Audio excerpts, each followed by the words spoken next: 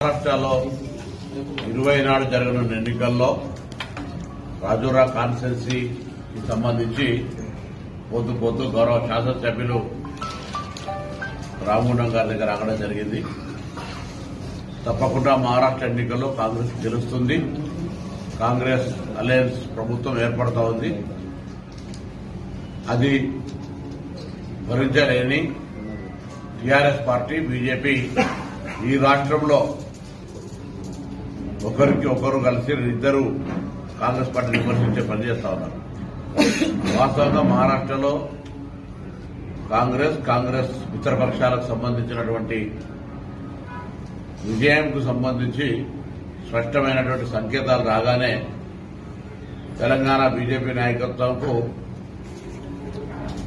Diversion politics కింద మూసి నిద్రాణ పెట్టినారు. దాని తర్వాత మీరు గమనిస్తుండాలి, కేటీఆర్ గారు మాట్లాడుతూ కాంగ్రెస్ కోటేయద్దంటున్నారు. అంటే వాళ్ళు స్వయంగా బీజేపీ కోటేయమని చెప్తున్నట్టే. మహారాష్ట్రలో కాంగ్రెస్ కోటేయద్దంటే ఏమన్నట్టు, బీజేపీ కోటేయమని చెప్తున్నట్టే. అంటూనే భారతీయ జనతా పార్టీ కాంగ్రెస్ పార్టీకి రక్షణ కవచంగా నిలిచిందని కేటీఆర్ అంటాడు. బండి సంజయ్ గారు అంటారు, టీఆర్ఎస్ ప్రభుత్వం కాంగ్రెస్ ప్రభుత్వం వాళ్ళ కుటుంబాన్ని రక్షిస్తా ఉంది, వాళ్ళు కాంగ్రెస్ కు రక్షణ ఇస్తున్నారని చెప్తారు. అసలు వాస్తవం చూస్తే గత 10 సంవత్సరాలుగా వీళ్ళు తెలంగాణ రాష్ట్రంలో, వాళ్ళు కేంద్రంలో అధికారంలో ఉన్న పార్టీలుగా ఢిల్లీలో దోస్తీ, గల్లీలో కుస్తీ చేసినటువంటి పార్టీలు అవి రెండు. మేము టీఆర్ఎస్ మీద తెలంగాణలో గెలిచినాం. మేము జాతీయ స్థాయిలో బీజేపీతో మొట్టమొదటి బద్ద వ్యతిరేక, సిద్ధాంతపరమైనటువంటి వ్యతిరేక పార్టీ బీజేపీ. జీవితంలో ఇంకేదైనా రాజకీయ పార్టీతో కలుస్తాం కావచ్చు, కానీ భారతీయ జనతా పార్టీ కానీ ఆ వాసన, ఆలోచన కూడా కాంగ్రెస్ పార్టీకి దరిదాపులో ఊహించలేనటువంటి యథార్థం, వాస్తవం అని. దాన్ని కూడా వక్రించే రీతిలాగా ఏదో భారతీయ జనతా పార్టీ నాయకులు మాకేదో కవచంలాగా నిలుస్తున్నారంటే దానికి అర్థరహితం. అట్టనే టీఆర్ఎస్ పార్టీ మీదనే ఎన్నికల ప్రధాన రైవల్ ఎవరు, శాసనసభల ప్రధాన ప్రతిపక్షం ఎవరు, టీఆర్ఎస్ పార్టీ. వాళ్లతోటి మేము ఎట్లా దానికి కలిసి ఉండేటువంటి పరిస్థితి ఉంటుంది. ఇది ప్రజలు నవ్వుకుంటా ఉన్నారు వీళ్ళిద్దరు మాటలు చూసి. ఢిల్లీలో దోస్తీ, గల్లీలో కుస్తీగా అన్ని పార్లమెంటు బిల్లుల్లో సపోర్ట్ చేసిన టీఆర్ఎస్ పార్టీ, ఇంక్లూడింగ్ రైతు వ్యతిరేక చట్టాలు కావచ్చు, ఇతరత్ర బిల్లులకు సంబంధించి నోటుబందీ కావచ్చు, లేదా జీఎస్టీ కావచ్చు, రకరకాల రాష్ట్రపతి ఎన్నికలు, ఉపరాష్ట్రపతి ఎన్నికలతో సహా ప్రతి పార్లమెంట్ లో జరిగే ప్రొసీడింగ్ కు భారతీయ జనతా పార్టీకి మద్దతు ఇచ్చినటువంటి పార్టీ టీఆర్ఎస్ 10 ఏళ్లు. వాళ్ళ అవినీతి రక్షించుకోవడానికి కేంద్రంతో అనేక సత్సంబంధాలు నెలకొల్పుతున్నటువంటి పార్టీ టీఆర్ఎస్ పార్టీ. ఇన్ని తప్పులు జరిగినాయి, జైలు పంపుతాం, అవినీతికి నిలయమైంది, ఏటీఎం అయింది కాళేశ్వరం చెప్తున్నటువంటి బీజేపీ పార్టీ 10 ఏళ్లలో ఇగో జైలుకు పోతారు, జైలుకు పోతారు అన్నటువంటి వాళ్ళు ఎందుకు జైలుకు పంపలే, ఎందుకు అరెస్ట్ చేయలే, ఎందుకు చర్యలు తీసుకోలేదని అడుగుతాను.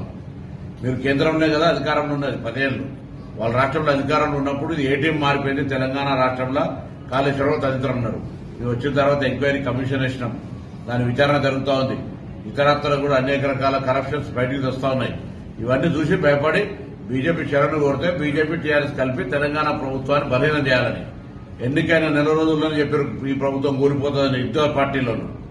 ఒకరి మ్యూజిక్ అయితే ఒకరి పాట, ఇంకొకరు పాట పాడితే ఇంకొకరు మ్యూజిక్ ఆడతారు. ఇద్దరు కూడా సేమ్, ఒకటే టోన్, ఒకటే వాణి, ఒకటే బాణి. ఇది ప్రజలు అర్థం చేసుకుంటారు.